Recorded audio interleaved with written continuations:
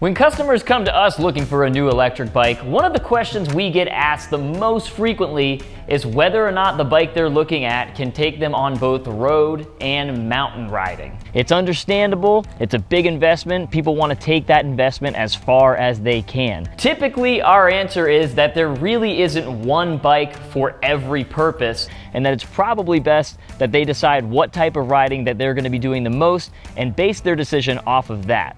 But a bike is just a bike. Theoretically, you could use any bike for anything, right? I mean, mountain bikes didn't even have suspension until the 90s. So today, we're gonna test out our theory and see if there is a bike for every situation. Now, since we most frequently get people calling to see if an eMTB they're gonna buy is going to be good for the roads as well, for commuting, that's what we're gonna do. We're taking out an eMTB to see if it performs as well on the roads as it does on the trails.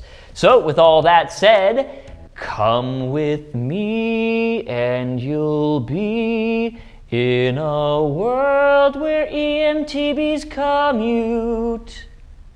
Maybe. We gotta test it out first to see if it actually works, because I actually don't think they're going to be that good at commuting, eMTBs. I think they're meant for the trails, that's where you wanna ride them, but I'll tell you what, eMTBs, change my mind. My brain is nothing if not plastic. And by plastic, I mean like easily shaped or molded, not made of plastic. I'm just gonna go ride a bike.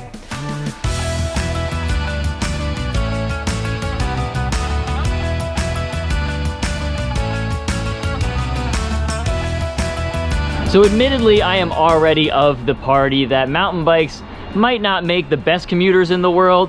So we are gonna put me on a mountain bike that's pretty much set up for commuting, and that is the Superdelite Mountain. The Superdelite Mountain has everything you would need for commuting. You've got a lock, you have got a rear rack and a front rack, you've even got a brake light, integrated lights. Everything you need for commuting is on this bike, but it is an out and out mountain bike. Don't get me wrong. You got Hans Dampf tires on this guy. They are plus size. You have got Fox Performance Elite 36 fork in the front and Fox suspension in the back as well. Those are 150 millimeters of travel. So this is a mountain bike. So it's more made for like bike packing. That's what the racks are kind of intended for. But if you're still wondering why we didn't choose a mountain bike that might look like yours, here is exactly why, real quick. So for one thing, again, wanted to give eMTBs a fighting chance at being good commuters because, man, you can't beat a good commuter. But also logistically, I just carry a ton of stuff. Usually most of the racks you're able to put on the chainstays of an electric mountain bike aren't gonna be able to carry that much weight, and my bags usually weigh at least 40 to 50 pounds when I am commuting with them. Why should this be important to you as someone who's looking to commute with your eMTB? Well, it's the first thing I want you to keep in mind. If you need to carry a lot of gear, more than 25 pounds I would say usually, that should be a non-starter for you. You don't even have to watch this video anymore. Go watch one of my other videos. Click on it right there. But if you're still with me, let's go back to the video.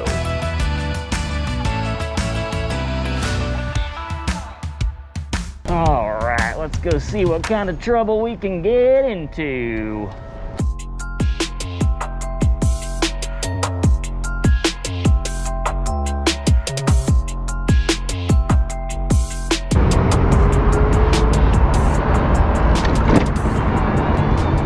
Oh, I like having that suspension for that kind of stuff, that's for sure.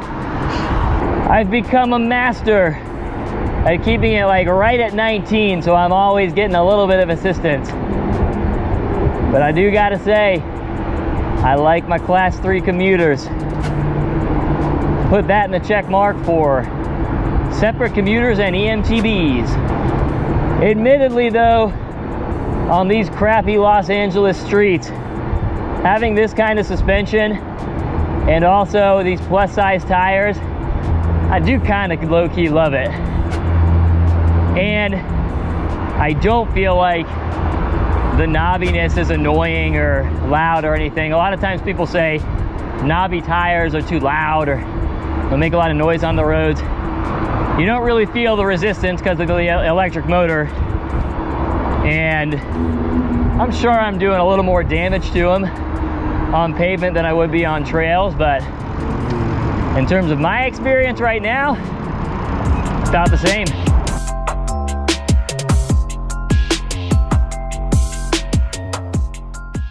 So the versatility is something that I definitely underrated, like, and it was pretty obvious, right? Like, you're gonna be able to go more places, take the bike, you know, if you have rails to trails, or, you know, just like kind of a different commute. Like, I can pretty easily get to the mountains.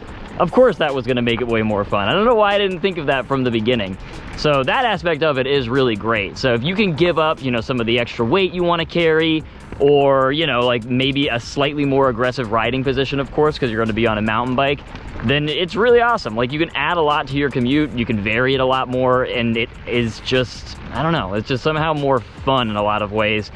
It feels less like utilitarian. You know, a lot of times on my commuting bike, I get a little bit like, I just gotta get there, but being on an eMTB kind of gives me like the permission to explore a little bit more. And that's definitely something I didn't really think about ahead of time.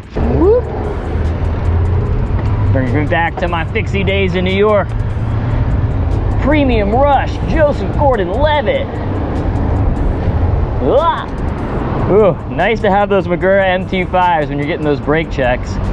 Put that in the plus column for commuting on eMTBs.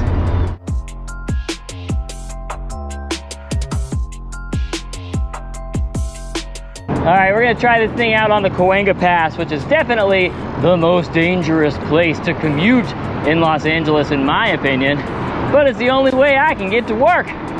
What I'm looking for here, normally going downhill, I can get up to like 35 to 38 miles per hour. Help me keep up with traffic so that people aren't trying to pass me on this crazy busy road with no bike lane. Let's see if this guy can do it when we get to the downhill.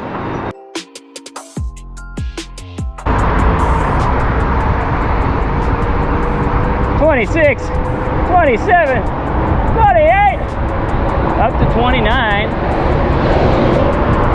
32, 33, 34, oh yeah, we're there, 36, 37, love that."